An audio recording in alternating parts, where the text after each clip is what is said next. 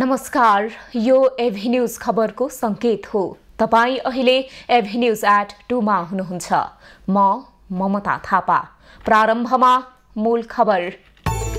बेपत्ता मनाङ एयरको हेलिकप्टर सोलुखुम्बुमा दुर्घटनाग्रस्त अवस्थामा फेला। लामाजुरा स्थित च्यानडाँडामा रुखमा ठोकिएर दुर्घटना। बालुवाटारको ललिता निवास जग्गा प्रकरणमा थप 2 जना प्रहरी नियन्त्रणमा। मालपोतका तत्कालीन नासु र खरदार सीआईबीद्वारा पक्राउ। स्थायित्वका लागि समाजवादी मोर्चा बनाएको एकीकृत समाजवादी अध्यक्ष नेपालको भनाई। ललिता निवासमा नाम जोडिएकोमा असन्तुष्टि व्यक्त। राष्ट्रिय सभामा प्रतिपक्षी सांसदद्वारा खर्च कटौतीको प्रस्ताव।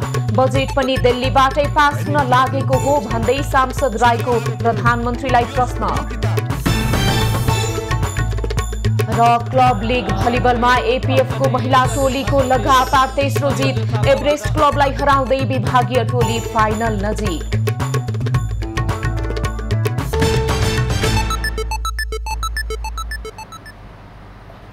अब खबरको सिलसिला प्रारम्भ गरौं। मनाङ एयरको हेलिकप्टर दुर्घटना सम्बन्धी प्रसङ्गबाट। आज बिहान 10 बजेबाट बेपत्ता भएको मनाङ एयरको हेलिकप्टर दुर्घटनाग्रस्त अवस्थामा भेटिएको छ। सोलुखुम्बुको सुर्केबाट काठमाडौँका लागि उडेको हेलिकप्टर सोलुखुम्बुको लिखुपिके गाउँपालिकाको वडा नम्बर 5 भक्काने स्थित लमजुरा पास चिहान डाँडामा हेलिकप्टर क्षत अवस्थामा भेटिएको हो। हेलिकप्टरमा पाइलट चेतबहादुर गुरुङ सहित 6 जना चढेका थिए। हेलिकप्टरमा मेक्सिकोका नागरिक Ismael Fernando Cifuentes Gonzalez, Ismael Cifuentes Rincon, Luz Maria Gonzales Olacio, Maria Jose Cifuentes गोन्जालेज र अब्रिल ओजेनेथ सिफुन्टेस गोन्जालेज चढेका नेपाल नागरिक उड्डयन प्राधिकरणले जनाएको छ। 3634 मिटरको उचाइमा हेलिकप्टर दुर्घटना भएको ठाउँमा अहिले आग लागि भइरहेको स्थानीयले बताएका छन्। खराब मौसमका कारण हेलिकप्टर रुखमा ठोकिएर दुर्घटना भएको बताइएको छ। सोलुखुम्बुको सुर्केबाट काठमाडौँका लागि बिहान 10 बजे उडेको यो हेलिकप्टर करिब 15 मिनेटपछि सम्पर्कविहीन भएको थियो। 9NMV कल साइन भएको हेलिकप्टर दुधकुण्ड गाउँपालिका 2 लामाजुरासम्म नागरिक उड्डयन प्राधिकरणको लुक्ला कार्यालयसँग सम्पर्कमा रहेको थियो।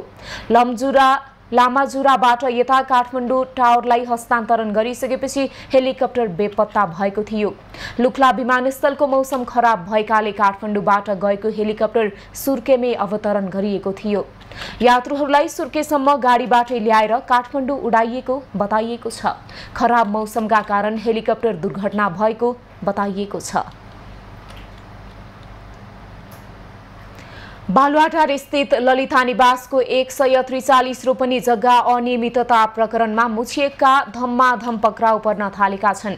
प्रहरीले आज जग्गा हिनामिना प्रकरणमा 2 जनालाई नियन्त्रणमा लिएको छ। प्रहरीको केन्द्रीय अनुसन्धान ब्युरो सीआईबीले तत्कालीन मालपोतका 2 कर्मचारी पक्राउ गरेको हो। पक्राउ पर्नेमा तत्कालीन मालपोत कार्यालयका नायब सुब्बा योगराज पौडेल र खरिदार नारायण दास मिश्र रहेका छन्। ललिता निवास प्रकरणमा हालसम्म पक्राउ पर्नेको संख्या 14 पुगेको छ।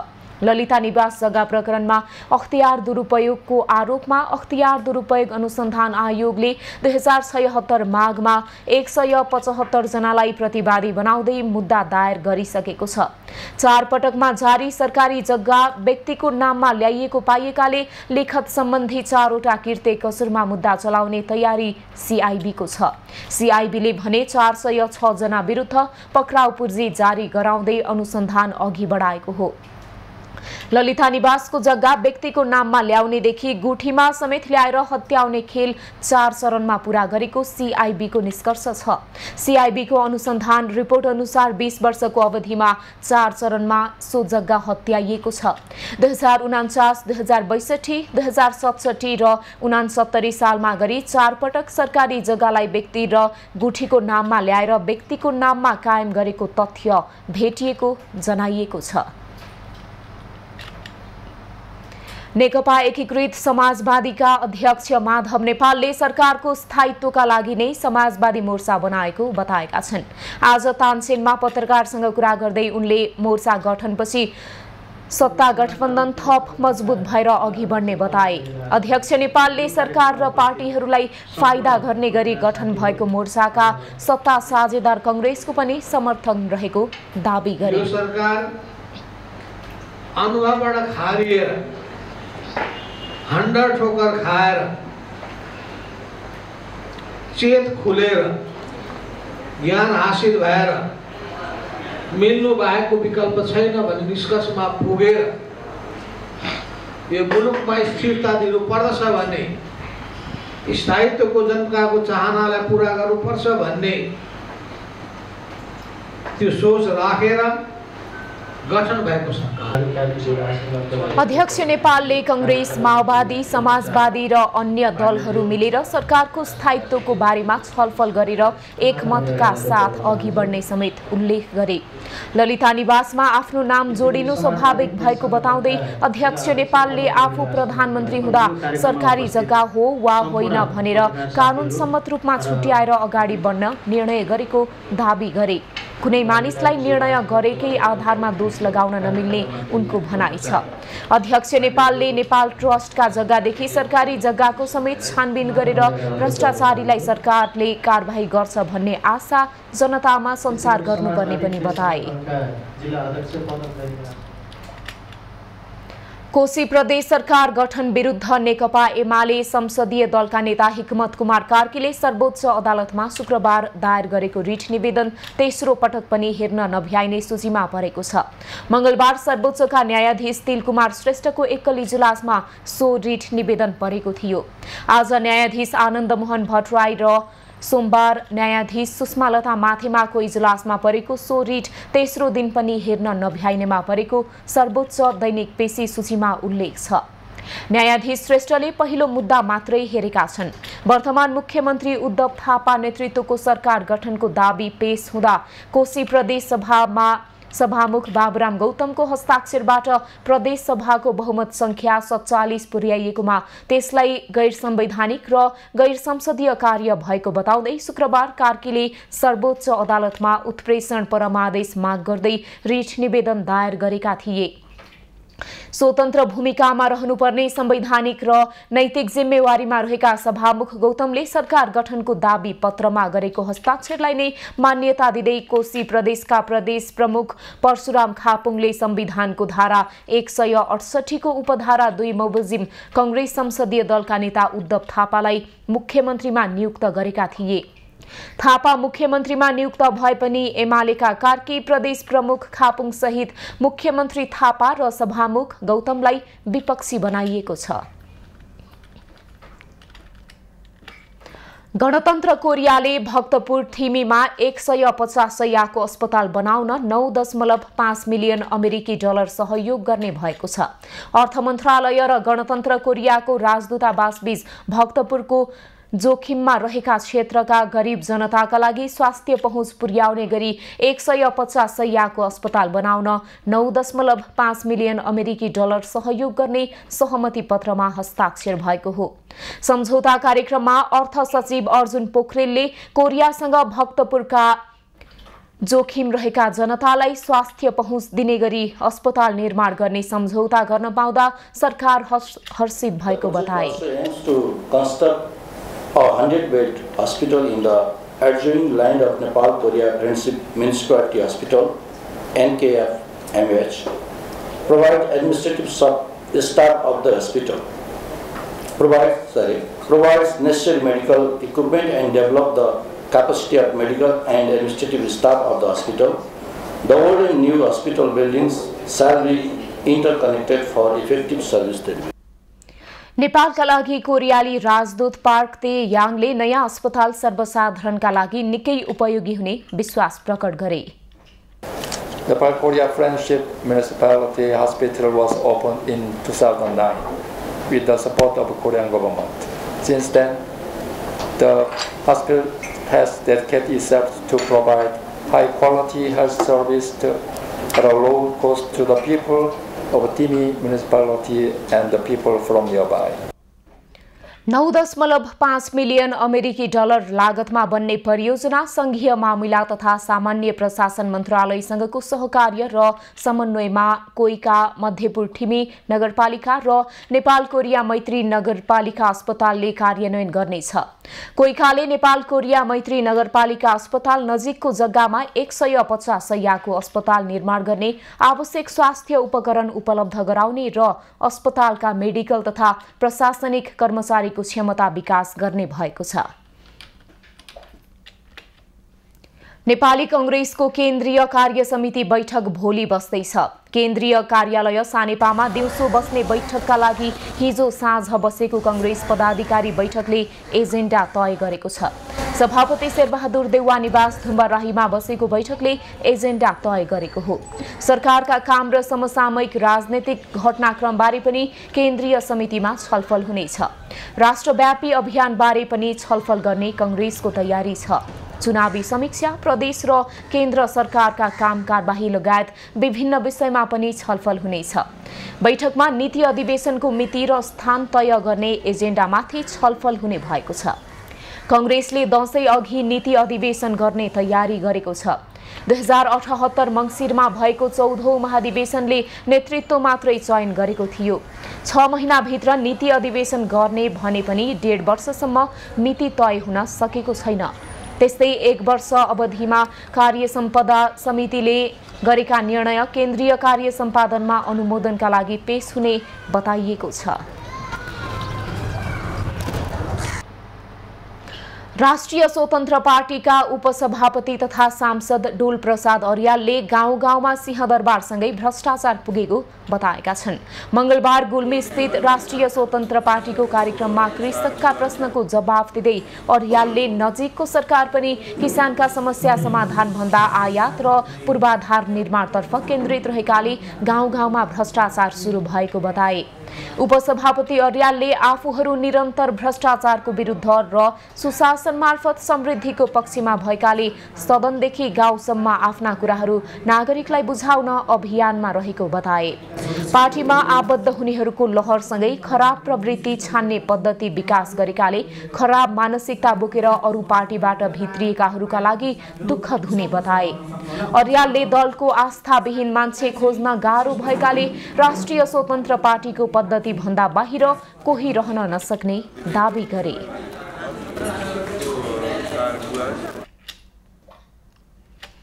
प्रधानमन्त्री पुष्पकमल दाहालले आफू लामो समयका लागि प्रधानमन्त्री बन्नेमा विश्वास नरहेको बताएका छन्। प्रतिनिधि सभाको सोमबारको बैठकमा आफ्नो विवादास्पद अभिव्यक्तिबारे स्पष्टीकरण दिँदै उनले आफू अब लामो समय प्रधानमन्त्री हुन्छु भन्ने विश्वास नरहेको बताएका हुन्। प्रधानमन्त्री दाहालले आफू जति समय सरकारमा रहे पनि जनताको पक्षमा काम गरेर देखाउँछु भन्ने ठानेको उल्लेख गरे। संकटको बेलामा, अप्ठ्यारो बेलामा, गम्भीर राष्ट्रिय मुद्दाहरूमा हमेशा प्रतिनिधि सभा, संसद, संयुक्त संसद एक ठाउँमा उभिनु पर्छ र जनतालाई राहत दिने कुरा होस् या राष्ट्रिय स्वाधीनताको रक्षा गर्ने, भौगोलिक अखण्डताको रक्षा गर्ने कुरा होस्, हामी एक ठाउँमा उभिनु पर्छ भनेर सबभन्दा अगाडि विषय राख्ने र लड्ने काम मैले गरेको छु। प्रतिपक्षलाई त्यो हक छ, म मान्छु। यस क्रममा प्रधानमन्त्री दाहालले भारतीय सरदार प्रीतम सिंहको विषयमा दिएको विवादित अभिव्यक्ति भावनामा आएर बाहिरिएको भन्दै आत्मालोचना गरे। आफ्नो अभिव्यक्ति आएपछि उठेका प्रश्न तथा टिप्पणीको स्पष्टीकरणका लागि पहिले नै तयार भएकोले मौका नदिएको दलका साथीहरूलाई, मान्य सदस्यहरूलाई राम्रोसँग थाहा छ, स्पष्टीकरणको मौका पनि नदिइकन राजीनामा के त्यही स्तरको हो यो? के मैले एकचोटि यो सम्मानित सदन समक्ष उभिएर यथार्थ के हो, मेरो कमजोरी भयो भने कहाँनिर हो भनेर मैले भन्न पाउनु पर्दैन? प्रतिपक्षी दलले राजीनामा नआएसम्म संसद चल्न नदिने भन्दै अडान लिएको कुराप्रति समेत प्रधानमन्त्री दाहालको आपत्ति थियो। प्रधानमन्त्री दाहालले सरकार थालेको सरकारले थालेको भ्रष्टाचार विरुद्धको अभियान जरैसम्म पुर्याउने प्रतिबद्धता जनाए। सरकार अहिले लोकतन्त्रको सर्भिसिङ र शुद्धिकरणमा लागिरहेको उनको दाबी छ। टुङ्ग्याउनु छ र म के राख्न चाहन्छु सभामुख महोदय भने म शान्ति प्रक्रियाको पनि एउटा हस्ताक्षरकर्ता हुनुको नाताले यसका बाँकी काम टुङ्ग्याउने र त्यसलाई टुङ्ग्याउनको लागि सकारात्मक वातावरण बनाउने दायित्व र जिम्मेवारी पनि ममा अलि बढी छ भन्ने मेरो विश्वास छ। प्रधानमन्त्री दाहालले मिटर ब्याज पीडितहरूको सम्बन्धमा आफू स्वयं र अहिलेको सरकार गम्भीर रहेको बताए। मिटर ब्याज पीडितलाई न्याय दिन ल्याइएको अध्यादेश निष्क्रिय हुनुमा सरकारकै पहिलो गल्ती भएको उनले स्वीकारे। संसद बैठक 6 महिनासम्म चल्दा पनि सम्बन्धित मन्त्रालयबाट छिटो पेश नगर्नुमा लापरवाही भएको उनको भनाइ थियो। स्वास्थ्य सेवा विभागले डेंगू रोग नियन्त्रणका लागि सबैलाई आफ्नो ठाउँबाट भूमिका खेल्न आग्रह गरेको छ। डेंगू नियन्त्रणका लागि आवश्यक तयारी गरिराखेको भन्दै विभागको तयारी पर्याप्त नहुने भन्दै विभागले यस्तो आग्रह गरेको हो। डेंगू नियन्त्रणका लागि घरभित्रैबाट काम गर्नुपर्ने भन्दै घरमा सरसफाइमा ध्यान दिने, पानी जम्ने खाल्डाखुल्डी नराख्ने तथा लामखुट्टे नष्ट गर्ने अभियान सुरु गर्नुपर्ने विभागको भनाइ छ।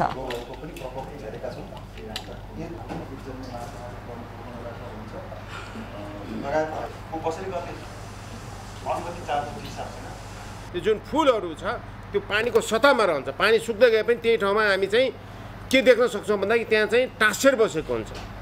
अब कसरी नष्ट हुन्छ त यो, किनकि 4 दिनपछि पानी पऱ्यो भने त फेरि यो आफ्नो ठाउँमा आउँछ। त्यसमा यसलाई पनि राम्रोसँग सफा गर्नु पर्यो। तपाईँहरूको घरमा आजै गएर हेर्नुभयो भने माथि छतमा अझै पनि लामखुट्टेहरू हुनसक्छ है। त्यस कारण आजको हामीले के प्रण गरौँ भन्दाखेरि हप्ताको एकचोटि नेपाल सरकारले चाहिँ शुक्रबारको जुन टाइम दिएको छ त्यसैबाट सुरु गरौँ। लामखुट्टेले रातमा मात्रै नभई दिनमा पनि टोक्ने भएकाले यसप्रति सजग रहनुपर्ने विभागको भनाइ छ। डेंगू रोगका सम्बन्धमा विद्यालयदेखि नै सिकाउनु पर्नेमा पनि विभागको जोड छ। पालिकाहरूमा डेंगी नियन्त्रणका लागि केही बजेट र आवश्यक सामग्री पठाइएको पनि विभागले जनाएको छ। करिब 80% बिरामीमा डेंगी लागे पनि कुनै लक्षण नदेखिने बताइन्छ। करिब 10 देखि 15% बिरामीमा सामान्य लक्षण मात्रै देखिने गरेको छ। डेंगूको औषधि नभएको भन्दै उनले लक्षण अनुसारको उपचार गर्ने भएकाले यस रोगप्रति सचेत हुनुपर्ने स्वास्थ्यकर्मीको भनाइ छ। जुनदेखि अगस्तलाई डेंगूले महामारीको रूप लिन सक्ने समय मानिन्छ। मनसुन पछिको समयमा डेंगू संक्रमण बढ्न सुरु हुन्छ। गत वर्ष 54,784 जनामा डेंगूको संक्रमण हुँदा 88 जनाको ज्यान गएको थियो। भारतले धौली गंगा जलविद्युत परियोजनाको बाँधका ढोका खोलेको छ। आज बिहान 5 बजे भारतले बाँध खोलेको हो। बाँधका ढोका खोलेपछि महाकाली नदीमा पानीको सतह बढेको जिल्ला प्रशासन कार्यालय दार्चुलाले जनाएको छ। बाँधका ढोका आज राति 8 बजेसम्म खोलिने भएकाले महाकाली नदीमा बाढी आउने सम्भावना छ। जिल्ला प्रशासन कार्यालय दार्चुलाले महाकाली नदी किनारमा बसोबास गर्नेलाई सतर्कता अपनाएर सुरक्षित ठाउँमा बस्न तथा नदी छेउछाउ नजान आग्रह गरेको छ। राति 8 बजेसम्मको अवधि र त्यसपछि पनि महाकाली नदीमा पानीको सतह बढ्ने भएकाले सतर्कता तथा नदी वरपर नजान आग्रह गरिएको छ। दार्चुलादेखि बैतडी, डडेलधुरा, कञ्चनपुर भएर भारततिर बग्ने महाकाली नदीको बहाव र बाढीले सतह बढ्न सक्ने भएकाले सतर्कता अपनाइराख्न स्थानीय प्रशासनको अनुरोध छ। भारतले सफाईको कामका लागि भन्दै परियोजनाको बाँधको ढोका खोल्ने यस अघि नै जानकारी गराएको थियो। भारतले धौली गंगा जलविद्युत परियोजनाको बाँध बर्खाका बेला हरेक वर्ष खोल्ने गरेको छ। 2070 साल असार 2 गते र 3 गते 81 धौली गंगाको बाँध खोलेपछि दार्चुला सदरमुकाममा 100 भन्दा बढी घर बगाउनुका साथै अर्बौं रुपैयाँको क्षति भएको थियो। आज विश्व जनसंख्या दिवस। लैंगिक समानतालाई बनाऊ, अपरिहार्य रिवाज, सम्भावनाका ढोका खोल्न सुनौ महिलाका आवाज भन्ने नाराका साथ मनाइँदैछ। हरेक वर्ष जुलाईको 11 तारिकमा दिवस मनाउने गरिएको छ। दिवसका अवसरमा नेपालमा पनि विभिन्न कार्यक्रम हुँदैछन्। सन् 1987 को जुलाई 11 तारिकका दिन विश्वको जनसङ्ख्या झण्डै 5 अर्ब पुगेको अवसरमा यो दिवस मनाउन थालिएको हो। अहिले विश्वको जनसङ्ख्या 8 अर्ब पुगेको छ। पछिल्लो जनगणना अनुसार नेपालको जनसङ्ख्या अहिले 2,91,92,480 छ। दिवसका अवसरमा शुभकामना सन्देश जारी गर्दै स्वास्थ्य तथा जनसङ्ख्या मन्त्री मोहन बहादुर बस्नेतले राष्ट्रिय जनगणना 2078 को नतिजा अनुसार नेपालको जनसाङ्ख्यिक संरचनामा केही फेरबदल आएको बताएका छन्। जनसङ्ख्याको विद्यमान अवस्था हेर्दा समाज परिवर्तित स्वरूपमा गइरहेको भन्दै वृद्धि दर र प्रजनन दर कम हुनु तत्कालका निम्ति सकारात्मक भए पनि दीर्घकालीन अवस्थाका निम्ति जोखिम हुन सक्ने उनको भनाइ छ। यस वर्ष मनसुन सुरु भए यता 25 जनाको मृत्यु भएको गृह मन्त्रालयले जनाएको छ। जेठ 31 गतेबाट नेपालमा मनसुन प्रवेश गरी यता बाढी पहिरो लगायतका प्रकोपबाट 25 जना बेपत्ता छन् भने 18 जना घाइते छन्। बाढी पहिरोबाट हालसम्म 83 घरमा क्षति पुगेको छ भने 119 वटा घरमा आंशिक क्षति भएको विपद पूर्व तयारी तथा प्रतिकार शाखाले जानकारी दिएको छ। यस वर्षको बाढी पहिरोबाट सभामा सबैभन्दा बढी क्षति पुगेको छ। सभामा 3 जनाको मृत्यु भएको छ भने 19 जना बेपत्ता अवस्थामा छन्। 5 थरमा 3 जनाको मृत्यु भएको छ भने 3 जना बेपत्ता छन्। यस्तै ओखलढुङ्गामा पहिरो जाँदा एकै परिवारका 4 जनाको मृत्यु भएको छ। विपद जोखिम न्यूनीकरण तथा व्यवस्थापन प्राधिकरणले यस वर्ष बाढी पहिरोबाट 12,54,000 प्रभावित हुने आकलन गरेको छ। बाढी पहिरोबाट 2,86,998 घरधुरी प्रभावित हुने आकलन छ। काठमाडौँ महानगरपालिकाले विभिन्न समयमा सडक व्यापारीलाई अमानवीय व्यवहार गर्ने नगर प्रहरीलाई कारबाही गरेको छ। काठमाडौँ महानगरपालिकाका नगर प्रहरी कार्यालयका अनुसार 7 जना करारका नगर प्रहरीलाई जागिरबाट हटाइएको छ। 5 जना महानगर प्रहरीलाई निलम्बन गरिएको कार्यालयले जनाएको छ। उनले यसअघि ती कर्मचारीलाई विभागीय कारबाही गरेको तर जनस्तरबाट फेरि अमानवीय व्यवहारको गुनासो आएपछि पदबाट हटाइएको बताइएको छ।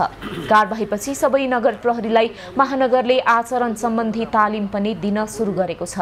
सबै नगर प्रहरीहरूलाई केन्द्रीय कार्यालयमा बोलाएर आचरण सम्बन्धी तालिम दिन सुरु गरिएको छ। सामाजिक सञ्जालमा व्यापारीलाई लच्छार पछार गर्ने, घरभित्रैबाट ठेला निकाल्ने भिडियो सार्वजनिक भएपछि महानगरले कारबाही गरेको हो। महानगर प्रहरीबाट पटक पटक अमानवीय व्यवहार भएको जनस्तरदेखि नै गुनासो आए कारबाही गरिएको महानगरले जनाएको छ। केही समय यता महानगर प्रहरीले सडक व्यापारीलाई अमानवीय व्यवहार गर्दै आएको भन्दै विरोध हुँदै आएको छ।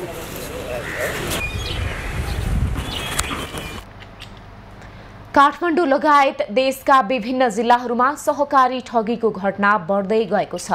अघिल्ला 5 वर्षको तुलनामा चालु आर्थिक वर्षमा 7 गुणाले सहकारी ठगी बढेको प्रहरीमा परेको उजुरीले देखाएको छ।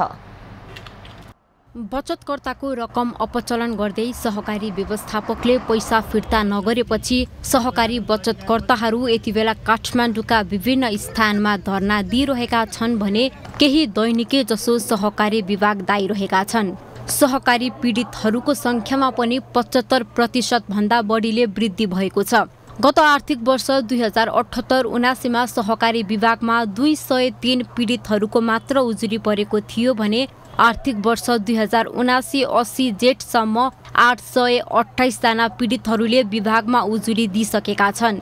गत जेठ महिनामा मात्रै विभागमा 107 जना सहकारी पीडितहरूले उजुरी दिएका छन्। विभागमा दैनिकै जसो 7 देखि 8 वटा निवेदन आउने गरेको छ। विभागमा आएका निवेदनको संख्या कम देखिए पनि व्यक्तिको संख्या धेरै भएको सहकारी विभागले जनाएको छ। एउटै निवेदनमा 100 को संख्यामा 150-200 को संख्यामा 50-60 को संख्यामा र एउटै निवेदनमा धेरै संख्या समावेश भएर आउने गरेको छ। त्यसकारणले हाम्रा निवेदन संख्या थोरै छ तर व्यक्तिको संख्या हेर्ने हो भने त धेरै छ। 8-10वटा निवेदनहरू प्रायः जसो आउँछ। सहकारी विभागबाट प्राप्त भएको तथ्याङ्क अनुसार विभागमा अख्तियार दुरुपयोग अनुसन्धान आयोगको माध्यमबाट 217वटा उजुरी परेका छन् भने प्रहरीको माध्यमबाट 13 उजुरी परेका छन्। व्यक्तिगत रूपमा उजुरी दिनेको संख्या भने 566 रहेको छ। बचत फिर्ता नभएको, संस्थागत सुशासन नभएको लगायत विभिन्न विषयमा विभागमा उजुरी पर्ने गरेको छ। पछिल्लो समय देशभरिका सहकारी संस्थाहरू धमाधम समस्याग्रस्त बन्दै गए पश्चात बचत रकम फिर्ता गर्न नसकेर सञ्चालकहरू फरार हुने क्रम बढ्दो छ। उक्त विषयलाई मध्यनजर गर्दै संस्थाले पीडितको बचत फिर्ता गर्न नसकेको अवस्थामा समिति सञ्चालकहरूले तिर्नुपर्ने गरेर कानुनी कागज निर्माण गरिरहेको सहकारी विभागले बताएको छ। हामीले यो समस्यामा परेका व्यक्ति र संस्थाको सम्पत्तिले नपुगे व्यक्ति सञ्चालक समितिका सदस्यहरूबाट पनि त्यो चाहिँ व्यक्तिको पैसा फिर्ता गर्नको लागि हामीले कानुनी कागजहरू बनाइरहेका छौँ र तिनीहरूको समस्या समाधानको लागि दुई पक्षीय रूपमा छलफल चलाइरहेका छौँ। कतिपय सहकारीहरूलाई समस्याग्रस्त घोषणाको लागि पठाएका छौँ, कतिलाई CIB मा पठाएका छौँ। यो क्रम जारी छ। विभागमा परेको उजुरी मध्ये हालसम्म 819वटा उजुरी फर्सेट भइसकेको छ भने 12वटा उजुरी फर्सेट हुन बाँकी रहेको विभागको तथ्याङ्कले देखाएको छ। विभागको तथ्याङ्क अनुसार नगरभित्र कार्यक्षेत्र रहेको सहकारीको जम्मा संख्या 1945 रहेको छ। यीमध्ये 68 सहकारीले बचतकर्ताको रकम हिनामिना गरेको देखिएको छ। क्यामेरामा राजेश रोचकका साथ यशोधा चौलागाई, काठमाडौँ। खबरको सिलसिला अझै जारी छ, हामीसँगै रहनुहोला। अब बाँकी प्रसङ्ग। राष्ट्रिय सभा सदस्य डाक्टर विमला राई पौड्यालले आगामी आर्थिक वर्षको बजेट दिल्लीबाटै पास हुन लागेको हो भन्दै प्रश्न गरेकी छन्। आजको बैठकमा उनले प्रधानमन्त्री पुष्पकमल दाहालले प्रधानमन्त्री बनाउनका लागि व्यापारीहरू दिल्ली दौडाहामा गएको कुरा उल्लेख गरेको भन्दै बजेट कार्यक्रम पनि त्यतैबाट पास गर्न लागेको हो भन्दै प्रश्न गरेकी हुन्। सांसद राईले छिमेकी देशसँगको नेपालको सम्बन्ध असमान हुँदै गइरहेको गुनासो समेत गरिन्। नीतिगत संघीयतामा हामी गए पनि त्यो काम चाहिँ भएको छैन। अनि त्यसपछि योजना आयोग र वित्तीय आयोगले सिलिङ दिएका छन्, तर त्यो सिलिङ अनुसार बजेट आएको छैन। अर्थ मन्त्रालयले आफ्नै खुसीले सिलिङ राखेको छ, आफ्नै खुसीले बजेट विनियोजन गरेको छ। त्यसो भए यी महँगा आयोगहरू किन राख्ने? रक्षा मन्त्रालय सीमा सुरक्षाको लागि सबैभन्दा महत्त्वपूर्ण मन्त्रालय हो। सीमा सुरक्षा भएको छ, अतिक्रमणका सूचनाहरू दिनदिनै आएका छन्। के गरेका छौँ हामीले? सीमा सुरक्षा हामीले गर्न सकेका छैनौँ। सीमा सुरक्षामा परराष्ट्र मन्त्रालय र अर्थ मन्त्रालय रक्षा मन्त्रालयको ठुलो हात हुन्छ। दुई बीचको समन्वय नभएर हो कि के हो, हामीले राम्रोसँग हाम्रा कन्सर्नहरू एक्सप्रेस पनि गर्न सकेका छैनौँ। एक्सप्रेस गर्न पनि डराउँछौँ हामी। सदस्य राईले असंलग्न परराष्ट्र नीति छोडेको हो भन्दै सरकारसँग जवाफ माग गरिन्। राष्ट्रिय सभा सदस्य भैरव सुन्दर श्रेष्ठले नेपालमा लगानीको सुनिश्चितता नभएको भन्दै विदेशी लगानीहरू फर्किन थालेको छिमेकी मित्र राष्ट्र देश चीनले थुप्रै विद्युतमाथि लगानी गर्ने उद्देश्यले आफूले पाएका कामहरू पनि नगर्ने चाहिँ भएको छ। मसँग समय चाहिँ छैन। यहाँ सबैले थाहा पाउनुभएको छ, पढ्नुभएको छ। र यो चिनिया कम्पनीहरूले निर्माण गर्ने भनेका आयोजनाहरू आज उनीहरू आफूले उत्पादन गरेको बिजुली, नेपालका लागि उत्पादन गरेको बिजुलीको सुनिश्चितता नभएपछि, आफ्नो लगानीको सुनिश्चितता नभएपछि उहाँहरू फर्किने कुरा गरिराख्नु भएको छ। कतिपय आयोजनाहरू उहाँहरूले फर्काइसक्नु भएको छ भने कतिपय फर्किने चरणमा हुनुहुन्छ। यस्तो खालको चिनिया कम्पनीहरूले निर्माण गर्ने भनिएका आयोजनाहरू लगानीको सुनिश्चितता नभएका कारण कतिपय फर्किसकेको र कतिपय फर्किने तयारीमा रहेको सदस्य श्रेष्ठको गुनासो थियो। राष्ट्रिय सभा सदस्य दिलकुमार थापा रावलले सरकारले नयाँ वडा सिर्जना गरेर बजेट विनियोजन गरेको भन्दै आपत्ति जनाइन्। विनियोजित भएको छ।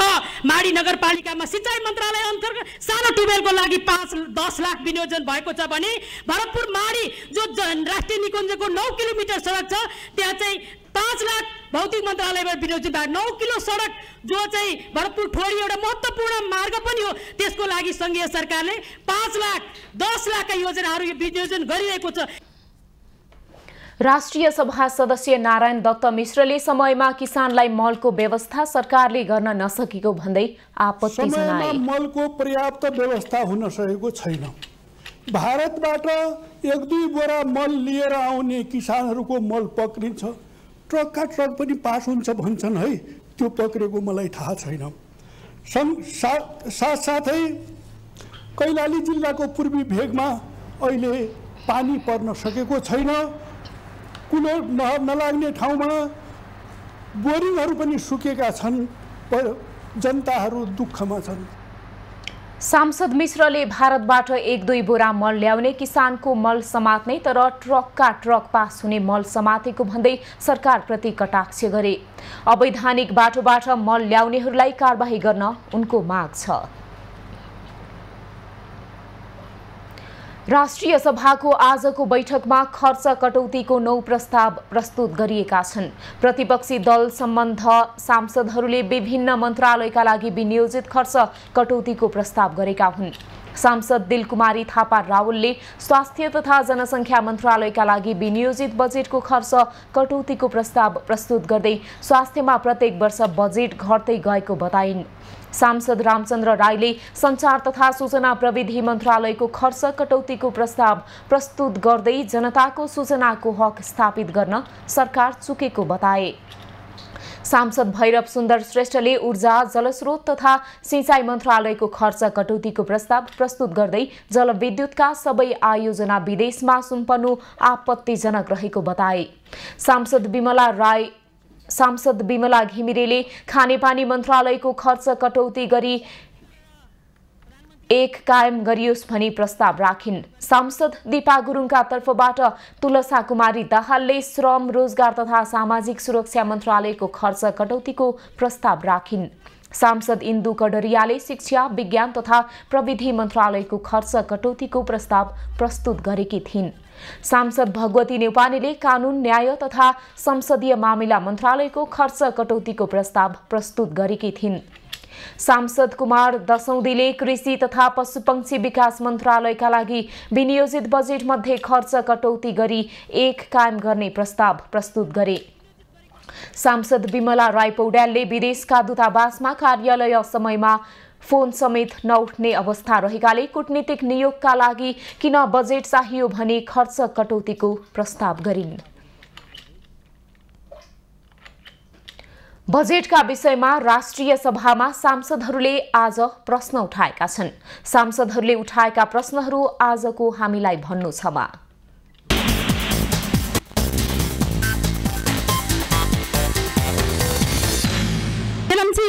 खानेपानी आयोजनाको हामीले अस्ति भर्खर एउटा मन्त्रालयको सचिव मार्फत हामीले सुन्यौं, यो वर्षाको समयमा धेरै लेदो पानी आयो भने त्यो पानी चाहिँ त्यहाँ छान्न सक्दैन, फिल्टर हुन सक्दैन र हामी बागमतीमा बाध्य छौँ भनेपछि त्यो मेसिन हामी त्यहाँ फिट गर्ने किन गर्ने? त्यसको निम्ति पर्याप्त बजेट छ कि यो बजेट पर्याप्त छैन। पाठ्यक्रम र पठन पाठनमा आमूल परिवर्तन गरी शिक्षालाई जीवनोपयोगी बनाउन सकेनौं भने विद्यार्थी पलायनको श्रृङ्खलालाई रोक्न सक्दैनौं। दुःखका साथ भन्नुपर्छ, नेपाल सरकारको यस वर्षको नीति तथा कार्यक्रम अनि बजेट विनियोजनमा जनतालाई आशा जगाउने खालको देखिँदैन। कृषि उद्योग लगायत हर क्षेत्रमा आत्मनिर्भर हुनु र देशको विकासका साथै सार्वभौमिक अखण्डताको रक्षाका लागि हाम्रा सबै सीमाहरू बन्द गरिनु पर्दछ। प्रेस काउन्सिल सम्बन्धी ऐन 2048, रेडियो सम्बन्धी ऐन 2014 अहिले पनि यही कार्यान्वयनमा छ। यसलाई संशोधन गर्न जरुरी छ। सामाजिक सञ्जालका प्रयोगकर्ताहरूलाई नियमन गर्ने, नियन्त्रण गर्ने, त्यस्तै युट्युबरहरूलाई नियमन गर्ने, नियन्त्रण गर्ने, यी सबै जरुरी छ। यो विषयमा सरकार संवेदनशील छैन। जनता ऋण काट्दै निजी अस्पताल गइरहेका देखिन्छन्।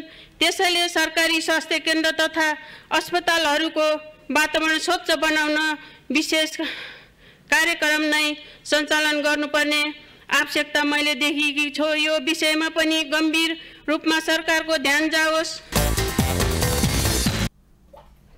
सर्पले डसेको थाहा नपाउँदा कपिलवस्तुमा दाजुभाइ सहित 4 जनाको मृत्यु भएको छ। सोमबार राति बुद्ध भूमि नगरपालिका 1 कपासीमा दाजुभाइको सर्पले डसेर मृत्यु भएको हो।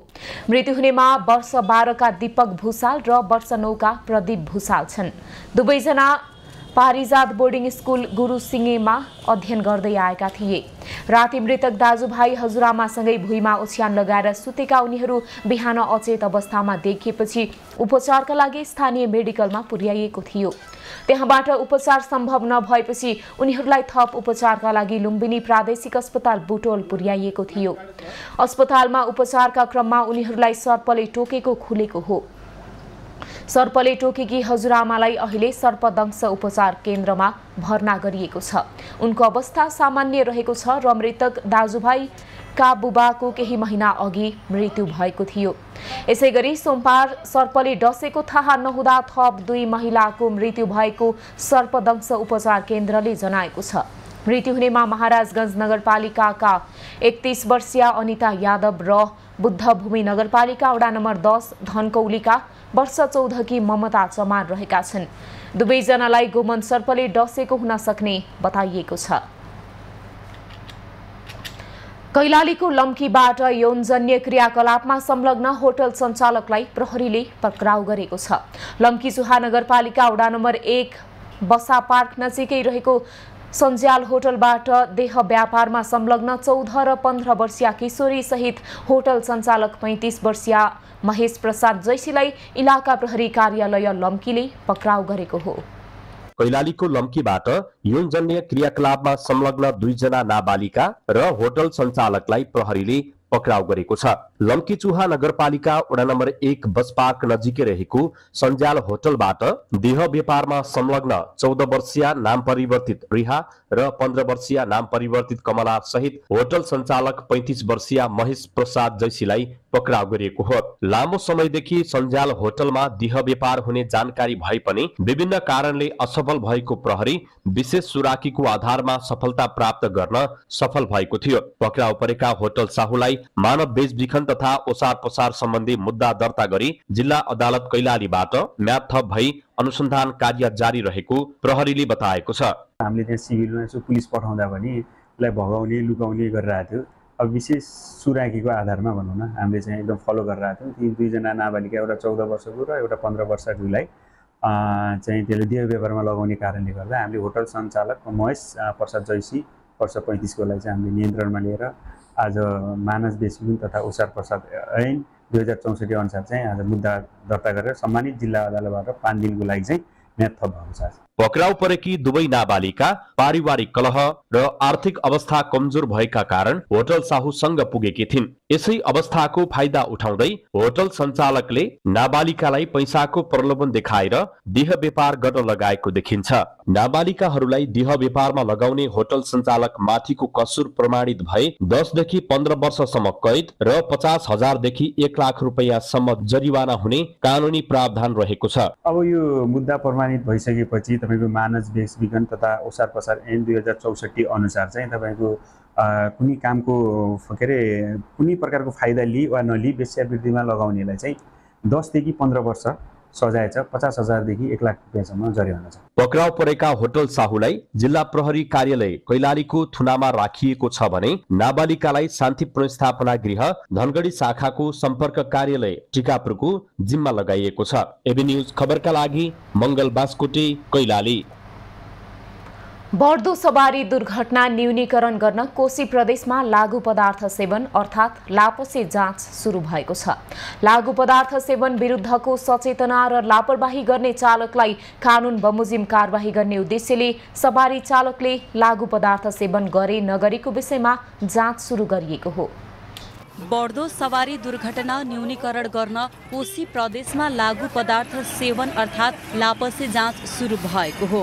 लागू पदार्थ सेवन विरुद्धको सचेतना र लापरवाही गर्ने चालकलाई कानुन बमोजिम कारबाही गर्ने उद्देश्यले सवारी चालकले लागू पदार्थ सेवन गरे नगरेको विषयमा जाँच सुरु गरिएको हो। ट्राफिक सप्ताह कार्यक्रमको अवसर पारेर लागू पदार्थ सेवन चेक जाँच गर्न सुरु गरिएको कोशी प्रदेश प्रहरीले जनाएको छ। कार्यक्रमको एक समारोहका बीच काकडभिट्टामा कोशी प्रदेशका प्रहरी प्रमुख राजेशनाथ बास्तोलाले उद्घाटन गरेका हुन्। सवारी साधनको अवस्थाको भए बाटोघाटोको अवस्था भौगोलिक वातावरणको हिसाबले हाम्रो सडकहरू कति जीर्ण छन् हैन, यी चाहिँ छन्। तर पनि मुख्य कारण चाहिँ यो मानवीय क्षति हुने कारण चाहिँ मानवले प्रयोग गर्ने पदार्थको रूपमा लिएको एउटा लागु औषध, एउटा चाहिँ मादक पदार्थ। चालकहरूलाई लागू पदार्थको सेवन विरुद्धको सचेतना तथा शङ्कास्पद चालकहरूको चेक जाँच अभियानको थालनी गरिएको जनाइएको छ। एकैसाथ कोशी प्रदेशमा 14 वटै जिल्लाहरूका 20 स्थानबाट लापसे किटद्वारा शङ्कास्पद अवस्थामा रहेका सवारी साधनका चालकहरूको चेक जाँच गरेर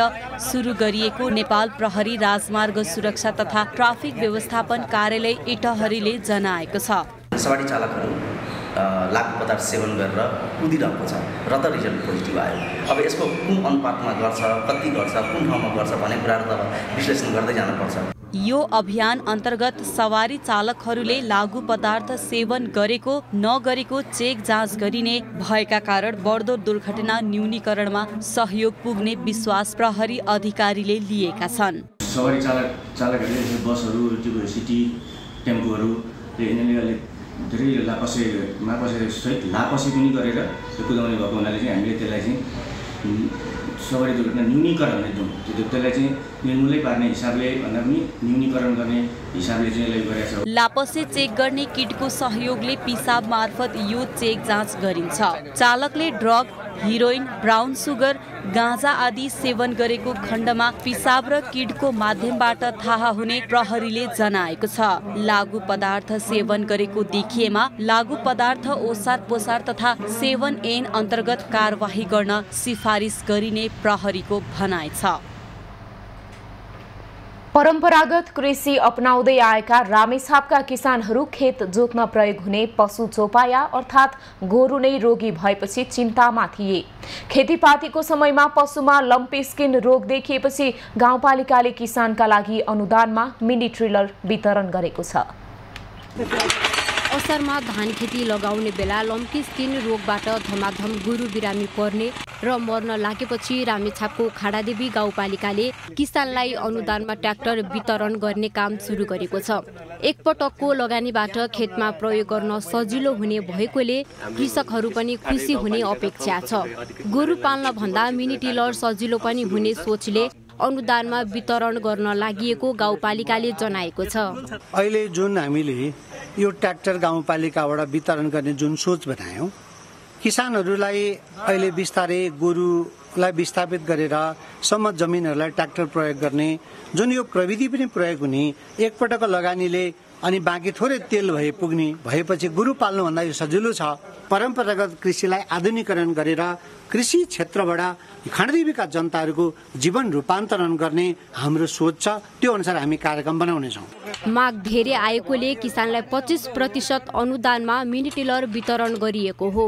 धान रोपेर खाने बेलामा गोरु मरेपछि किसानहरू बिचल्ली परेका थिए।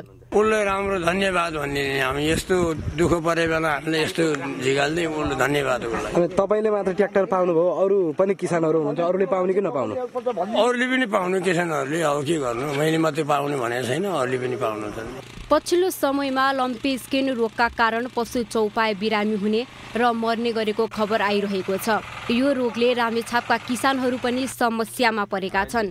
स्थानीय तहबाट प्रदान गरिने अनुदान देखाउनका लागि भन्दा पनि कृषिमा आश्रित परिवारका लागि विशेष सम्बोधन हुनुपर्ने देखिन्छ। रामेछापबाट नवराज पथिकको रिपोर्ट। खबरको सिलसिला अझै जारी छ, हामीसँगै रहनुहोला। अब पालो एभिन्यूज एट स्पोर्ट्सको।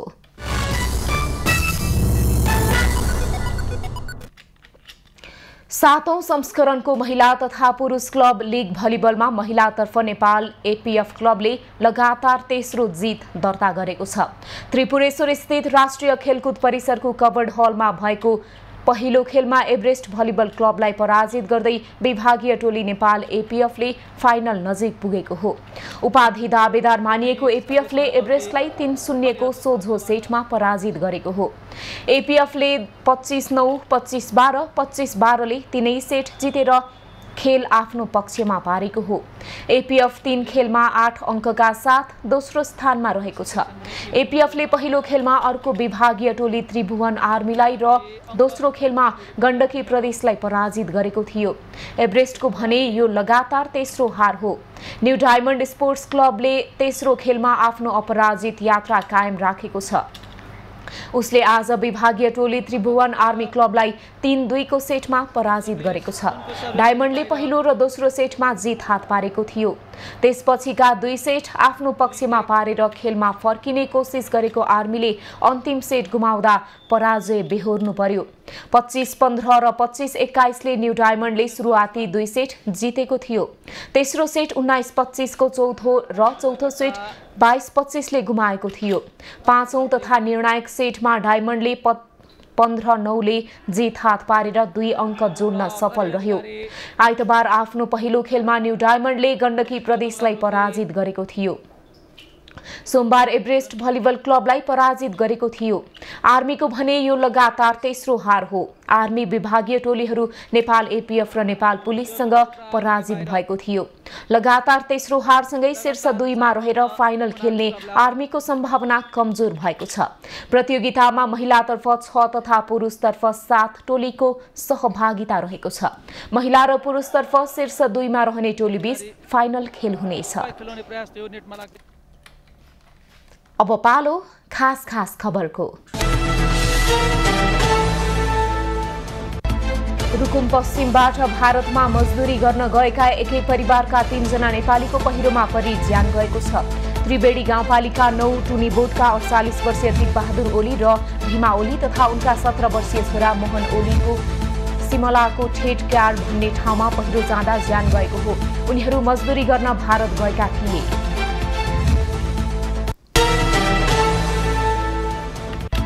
अर्थ मन्त्रालयले चालू आर्थिक वर्षको दिवा खाजाको बजेट नदिएपछि साउन 1 देखि देशभरका कक्षा 6 सम्मका विद्यार्थीलाई विद्यालयमा खाजा खुवाउने कार्यक्रम अन्यलमा परेको छ। राष्ट्रपतिले नीति तथा कार्यक्रम र अर्थमन्त्रीले बजेटमा घोषणा गरे अनुसार बजेट विनियोजन नहुँदा 4,33,959 जना भन्दा बढी विद्यार्थी दिवा खाजाबाट वञ्चित हुने भएका छन्। ढिकुटी मण्डप स्थित फन पार्क सञ्चालक निलम्बित सांसद टेकबहादुर गुरुङलाई विशेष अदालतबाट फैसलामा मतियार मात्रै बनाएको भन्दै अख्तियार दुरुपयोग अनुसन्धान आयोगले पुनरावेदनका लागि सर्वोच्च अदालतमा गएको छ। फन पार्क जग्गा भाडामा भएको भ्रष्टाचारमा गुरुङलाई मुख्य आरोपी सरह सजाय गर्नुपर्नेमा मतियारको रूपमा मात्रै राखेको भन्दै अख्तियार पुनरावेदनमा गएको हो।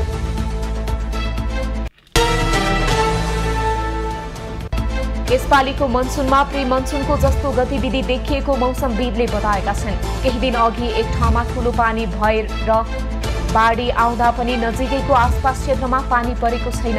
प्री मनसुनमा एक ठाउँमा ठूलो पानी परे पनि नजिकैको ठाउँमा पानी नपर्ने हुन्छ।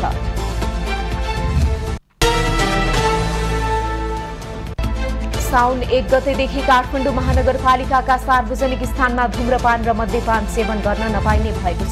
पहिलो चरणमा बानेश्वर क्षेत्रबाट निषेधको काम सुरु गर्ने भए पनि यसलाई क्रमिक रूपमा काठमाडौँ महानगरपालिकाका 32 वटा वडामा विस्तार गर्ने तयारी रहेको बताइएको छ। सो अभियान काठमाडौँ महानगरपालिका र बानेश्वर व्यापार संघले संयुक्त रूपमा गर्न लागेका हुन्।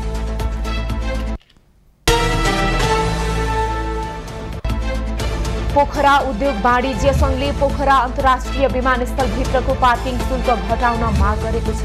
पुरानो विमानस्थल भन्दा झण्डै 21 गुणा महँगो शुल्क कुनै पनि कोणबाट जायज नभएको संघको भनाइ छ। संघले आवागमनलाई असर नपर्ने गरी यात्रुलाई पुर्याउन जाँदा र विदाई र आगन्तुक अतिथि पाहुनालाई स्वागत गरी सवारीमा चढाउने व्यवस्था मिलाउन पनि आग्रह गरेको छ। नेपाल प्रहरीको केन्द्रीय अनुसन्धान ब्युरो सीआईबीले ललिता निवास प्रकरणमा अतिरञ्जित र भ्रामक सूचना सार्वजनिक भएको गुनासो गरेको छ। 143 रोपनी जग्गाबारे सीआईबीले अनुसन्धान गरेकाले प्रकरणलाई अतिरञ्जित र भ्रामक सूचना सम्प्रेषण नगर्न ब्युरोको आग्रह छ। अभिनेता पल शाहले बलात्कार अभियोगमा अदालतबाट सफाई पाइसक्दा पनि आफूलाई बारम्बार दुत्कारिएको गुनासो गरेका छन्। एक टेलिभिजन कार्यक्रममा उनले जेलका कुरामा हाँसेर बोलेको तथा कार्यक्रम सञ्चालक सन्दीप छेत्रीले बलात्कार जस्तो संवेदनशील विषयमा पनि अट्टहास गरेको भन्दै सामाजिक सञ्जालमा चर्को आलोचना भएपछि अभिनेता शाहले निराशा व्यक्त गरेका हुन्।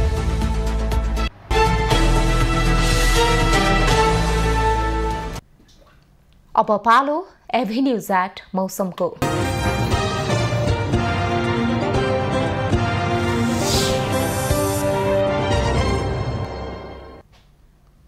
हाल कोशी, बागमती, गण्डकी, कर्णाली र सुदूरपश्चिम प्रदेशका केही स्थानमा मेघ गर्जन, चट्याङसहित हल्का वर्षा भइरहेको छ। दिउँसो सबै प्रदेशका केही स्थानहरूमा हल्कादेखि मध्यम वर्षाको सम्भावना छ। साथै कोशी, बागमती र गण्डकी त्यसैगरी कर्णाली प्रदेशका केही स्थानमा मेघ गर्जन, चट्याङसहित भारी वर्षाको समेत सम्भावना रहेको जल तथा मौसम विज्ञान विभागले जनाएको छ। आज काठमाडौँ उपत्यकाको अधिकतम तापक्रम 31 डिग्री सेल्सियस र न्यूनतम तापक्रम 21 डिग्री सेल्सियसका बीचमा रहने अनुमान गरिएको छ। आज सूर्योदय बिहान 5:15 भयो भने सूर्यास्त साँझ 7:02 हुनेछ। आज देशभरको मौसम कस्तो रहला त हेरौं देशका विभिन्न स्थानको अनुमानित मौसमी अवस्था।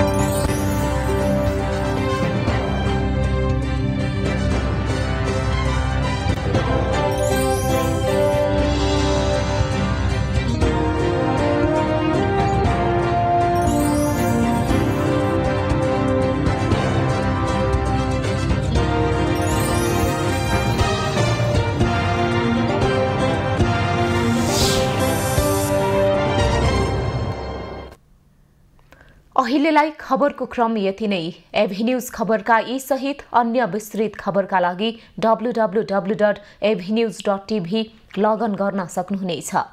युट्युब, फेसबुक र ट्विटरमा पनि हामीलाई फलो गर्न सकिनेछ। खबरभित्रको खबरका लागि हेर्दै रहनुहोला एभेन्यूज खबर। नमस्कार।